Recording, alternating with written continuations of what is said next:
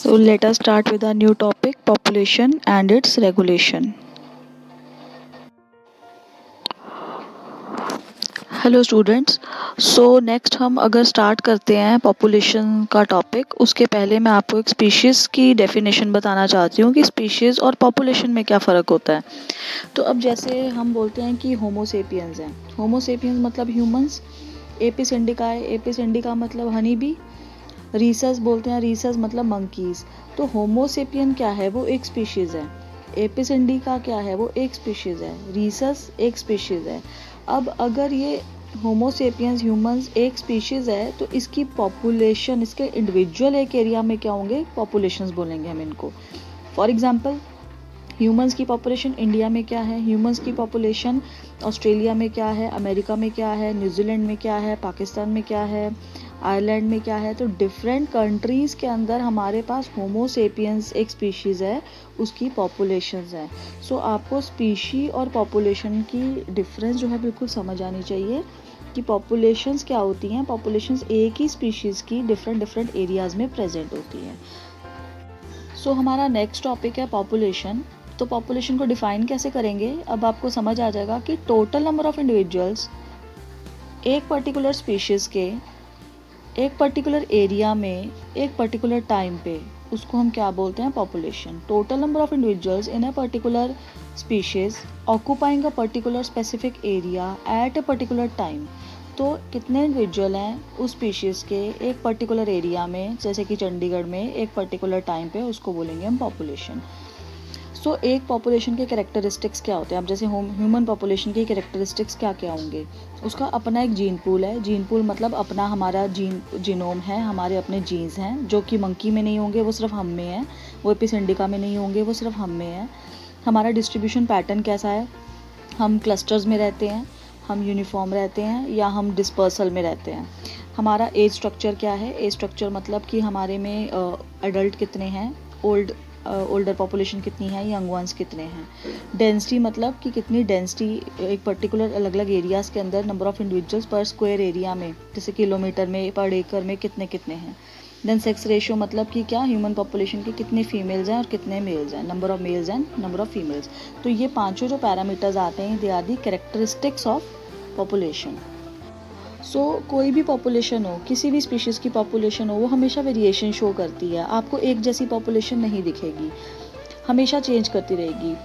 और population always show variation, they are always changing. किस basis पे चेंज हो रही है, मतलब कि अब जैसे हम ही में ले लो, हमारे में number and kind of individuals different है, स्पेस और एरिया डिफरेंट है, और टाइम भी अलग है। जैसे कि पॉपुलेशन इंडिया की 1991 में कुछ और थी, 2001 में कुछ और हो गई, 11 में कुछ और हो गई। नंबर ऑफ़ लायंस जो गिर फॉरेस्ट में 87 में कितना और नंबर था, 2019 में चेंज हो गया। तो लायंस की पॉपुलेशन जो है वो वेरिएशन है, हमेशा चेंज होती जा रही है। ठीक है। पॉपुलेशन साइज़ का क्या मतलब होता है, अगर अब मैं बोलूँ कि लायंस की पॉपुलेशन साइज़ मतलब क्या, total number of individuals, total number of lions of इस particular species in a particular area specific time. तो वो पॉपुलेशन साइज़ काउंट किया जाएगा पर्टिकुलर लायंस का। कितने इंडिविजुअल्स हैं एक पर्टिकुलर एरिया में, जैसे गिर में, एक पर्टिकुलर टाइम पे। तो 1991 में 843 थे, अगर एग्जांपल फॉर एग्जांपल 2000 में कितने हो गए। देन आती है what is population density, number of individuals, जैसे number of lions per unit area. Area अगर आ जाता है पर यूनिट की, कितने एरिया में है, तो हम उसको डेंसिटी बोलते हैं। जैसे कि कितने एनिमल्स हैं एक पर्टिकुलर एरिया में, नंबर ऑफ़ एनिमल्स पर स्क्वायर, एक किलोमीटर में कितने एनिमल्स आ गए, वो पॉपुलेशन डेंसिटी हो गई। जैसे कि एक आपके अपने एरिया में 2 से 3 बर्ड्स दिख रही हैं पर एकड़, तो इसका मतलब बर्ड्स जो हैं बहुत कम है इनकी पॉपुलेशन डेंसिटी, अगर सिर्फ 2 या 3 है। अगर ये 100 होती तो इनकी पॉपुलेशन डेंसिटी बहुत ज़्यादा होती। तो डेंसिटी का फॉर्मूला, जितनी ज़्यादा डेंसिटी उतना ज़्यादा वो सक्सेस है स्पीशीज़ का, इतना मतलब इसका मतलब वो बहुत ज़्यादा एग्जिस्ट कर रही है। फॉर्मूला होता है हमारा, density is equal to number of animals and individuals divided by space. D is density and is number of individual, S मतलब स्पेस। तो यहाँ पे दो टर्म्स आपको पता होनी चाहिए कि क्रूड डेंसिटी क्या होती है, इकोलॉजिकल डेंसिटी क्या होती है। अब आप फॉर एग्जांपल अपना मान के चलो कि आप जिस सेक्टर में रहते हो, तो वहाँ पे एस्टिमेटेड नंबर ऑफ़ इंडिविजुअल जितने हैं, मान लो वो 1000 हैं एस्टिमेटेड, तो वो क्रूड डेंसिटी हो गई उस एरिया में, कि मतलब 1000 इंडिविजुअल आ सकते हैं। लेकिन उस पर्टिकुलर सेक्टर में आपका कुछ ही ऐसा ऐसा एरिया है जहाँ पे आप रह सकते हो, उस हैबिटेट में जहाँ पे आप लोग रह सकते हैं, तो उसको हम क्या बोलेंगे, ecological density, suitable for habitat. Crude मतलब वो पूरा एरिया, उस एरिया के अंदर कितना एरिया जो है कि जहाँ पे लोग रह सकते हैं, वो होगी उसकी इकोलॉजिकल डेंसिटी। तो पॉपुलेशन डेंसिटी में दो टर्म्स यूज होती हैं, क्रूड डेंसिटी क्या होती है, इकोलॉजिकल डेंसिटी। फॉर एग्जांपल गिर नेशनल पार्क है अगर, तो वहाँ पे पूरा गिर नेशनल पार्क है, अब वहाँ पे वो उसकी होगी क्रूड डेंसिटी, लेकिन जिस एरिया में आपको सिर्फ लायंस मिलेंगे जहाँ वो रह पा रहे हैं हैबिटेट में, वो हो गई उसकी ecological density. Then age structure का मतलब है कि एक पर्टिकुलर पॉपुलेशन में, जैसे ह्यूमन पॉपुलेशन में कितने यंग हैं, कितने अडल्ट हैं, कितने ओल्ड एग्जिस्ट करते हैं, वो उसको बोलते हैं एज स्ट्रक्चर। देन उसी पॉपुलेशन में अगर हम नंबर ऑफ मेल्स और फीमेल्स निकाल ले तो हम उसको बोलते हैं what is the sex ratio of that particular population. अब एक पॉपुलेशन को क्या क्या फैक्टर्स इफ़ेक्ट करते हैं, ऐसी क्या चीज़ें हैं जो कि पॉपुलेशन को इंक्रीज़ या डिक्रीज़ करवा सकती है।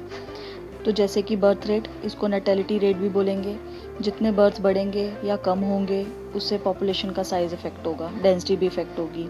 उसी तरीके से डेथ रेट या मोर्टेलिटी रेट वो भी इफ़ेक्ट करेगी। इमिग्रेशन का मतलब क्या होता है कि एंट्री ऑफ एडिशनल इंडिविजुअल्स, एक पॉपुलेशन में और लोग आ गए तो उससे ऑब्वियसली पॉपुलेशन साइज पे इफेक्ट पड़ेगा।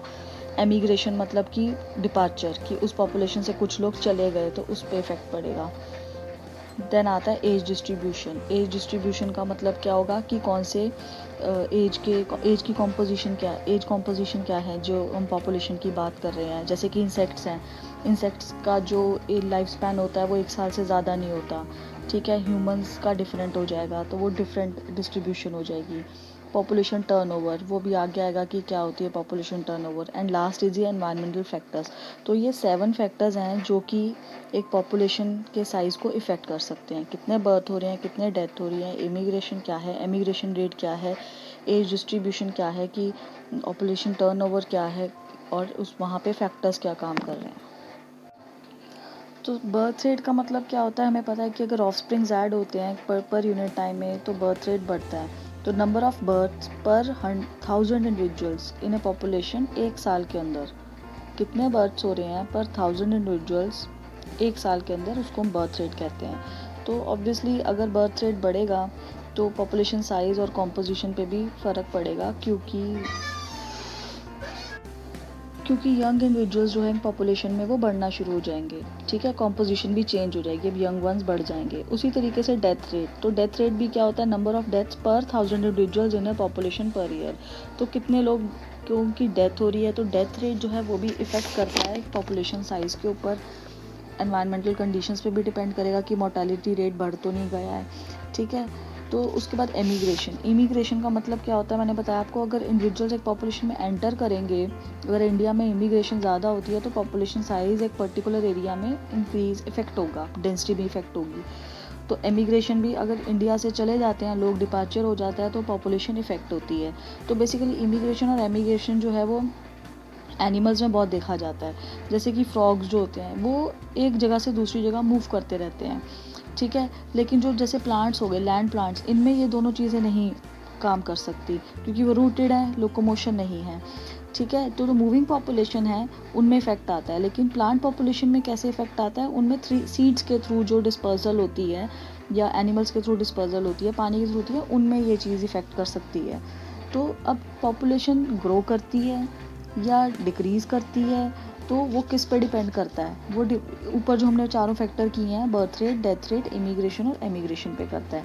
तो चेंज इन पॉपुलेशन साइज का मतलब क्या है, बर्थ प्लस इमिग्रेशन, क्योंकि बर्थ से भी एडिशन हो रही है, इमिग्रेशन से भी एडिशन हो रही है, माइनस डेथ प्लस एमिग्रेशन, क्योंकि डेथ से भी डिक्रीज़ हो रहा है इमिग्रेशन। तो जो कम कर रहे हैं उनको प्लस कर लेंगे, जो ज़्यादा कर रहे हैं उनको प्लस कर लेंगे और चेंज निकाल लेंगे कि कितना आया, ठीक है। तो इस प्रोसेस को हम माइग्रेशन भी बोलते हैं। माइग्रेशन का मतलब होता है जैसे फिशेस में होती है कि वो एक सीज़न में सी में चली जाती हैं, दूसरे सीज़न में वो वाटर में आ जाती हैं, तो ये भी पॉपुलेशन साइज़ को इफ़ेक्ट करती हैं, कई स्पीशीज़ में ये भी आता है। ओके, सो नेक्स्ट है हमारा ये जो हमने बोला इस डिस्ट्रीब्यूशन के हिसाब से हम सर्वाइवरशिप कर्व्स की बात कर रहे हैं। ये आपके एंट्रेंसेस पॉइंट ऑफ व्यू से भी बहुत इंपॉर्टेंट है। तो अब इस डायग्राम को कैसे आपने स्टडी करना है, कि ये हमारे पास एज है कि जैसे जैसे एज बढ़ रही है, और ये है कि हमारे नंबर ऑफ़ सर्वाइवर्स कैसे बढ़ रहे हैं, ठीक है। ये छोटे से बड़े तक जा रहे हैं और ये एज है। तो अब जैसे कि अब देखो 3 कर्व्स बनते हैं पूरे ओवरऑल, जितनी भी पॉपुलेशन है 3 टाइप के कर्व्स में आती हैं, या तो टाइप 1 फॉलो करेंगी या टाइप 2 या टाइप 3। अब जैसे हम अपनी बात करें, ह्यूमंस में टाइप 1 होता है। मतलब क्या कि जैसे जैसे एज बढ़ रही है, ठीक है, जैसे एज बढ़ गई है, नंबर ऑफ़ सर्वाइवर्स जो हैं जैसे जैसे एज बढ़ रही है, देखो सबसे पहले जब बर्थ हुआ तो सर्वाइवरशिप जो है वो धीरे धीरे इंक्रीज़ हो रहा है, ठीक है। लेकिन अगर आप अब टाइप 3 का देखो कि जैसे ही जैसे ही बहुत कम एज थी तो नंबर ऑफ़ सर्वाइवर बहुत ज़्यादा थे, ठीक है। लेकिन उसके बाद धीरे धीरे क्या हुआ, एज के साथ इनका मोर्टेलिटी रेट बढ़ना शुरू हो गया और ये देखो यहाँ पे आके बिल्कुल ख़त्म हो गया। और जो टाइप 2 होते हैं वो इन दोनों के बीच में आते हैं कि उनका यूनिफॉर्म रहता है एज के अकॉर्डिंग। तो इसको ऐसे समझो कि जैसे अब एक तरफ आप अपने को लो, ह्यूमन है, एक मैन है और एक इंसेक्ट है। मान लो कि कॉकरोच की बात कर रहे हैं। अब एक मैन है जो है, एक फीमेल जो है, वो नंबर ऑफ़ ऑफस्प्रिंग जो है वो सिर्फ सिंगल या फिर 2 ब्रीड कर सकती है, ठीक है। लेकिन एक तरफ कॉकरोच है, वो एक टाइम पे 300 एग ले कर सकता है। अब अगर हमारे ह्यूमंस में क्या होता है, अगर एक बेबी पैदा होता है तो हम उसकी पूरी अच्छे से पेरेंटल केयर करते हैं। पेरेंटल केयर जितनी ज़्यादा अच्छी होती है, उसके डेथ होने की प्रोबेबिलिटी उतनी कम हो जाती है, तो उसका सर्वाइवल रेट बढ़ जाता है। इसीलिए जो है सर्वाइवल रेट जो है वो बढ़ता है एज के साथ, ठीक है। इसलिए हमारा टाइप 1 का सर्वाइवरशिप कर्व आता है। उधर जो कॉकरोच है वो 300 एग ले कर रही है फीमेल, ना मेल उसको पेरेंटल केयर दे रहा है ना फीमेल, तो पेरेंटल केयर तो होता ही नहीं है, तो उसके एग्स वैसे ही मर जाते हैं। कुछ उसके प्रेडेटर खा जाते हैं, कुछ जो एनवायरनमेंट की वजह से आ जाते हैं, मर जाते हैं, ठीक है। तो सर्वाइवल रेट बहुत कम होता है। तो इस टाइप के कर्व को हम क्या कहते हैं, टाइप 3 कर्व। तो ये टाइप 3 जो होता है ऐसे इंसेक्ट्स या ऐसे पॉपुलेशंस के लिए आता है जिनमें पेरेंटल केयर बिल्कुल नहीं होता और सर्वाइवलशिप कर्व जो है वो इस तरीके से जाता है। और जो बर्ड्स होती हैं, बर्ड्स और रेप्टाइल्स होते हैं, वो टाइप 2 का फॉलो करते हैं, क्योंकि उनमें ना तो सिंगल एग होता है ना तो बहुत ज़्यादा होते हैं। अब जैसे एक बर्ड है, वो 4 से 8, एक क्लच साइज़ होता है, 4 से 8 एग ले करती है। और पेरेंटल केयर भी कुछ बर्ड्स में बहुत अच्छा देखा गया है, रेप्टाइल्स में भी होता है, जैसे स्नेक्स में भी होता है, तो वो यूनिफॉर्म होता है। तो इस डायग्राम को हम क्या कहते हैं, सर्वाइवरशिप कर्व डायग्राम, कर्व्स होते हैं। तो ये हमारी हेडिंग किसके अंडर आता है, एज डिस्ट्रीब्यूशन के साथ में आता है ये वाला, कि कैसे इफ़ेक्ट करती है पॉपुलेशन साइज़ को, ठीक है। तो किस तरीके का सर्वाइवलशिप कर्व है, किस तरीके का कर्व है, वो डिफ़ाइन करेगा कि उस पॉपुलेशन का पॉपुलेशन साइज़ कैसा है, पॉपुलेशन डेंसिटी कैसी है।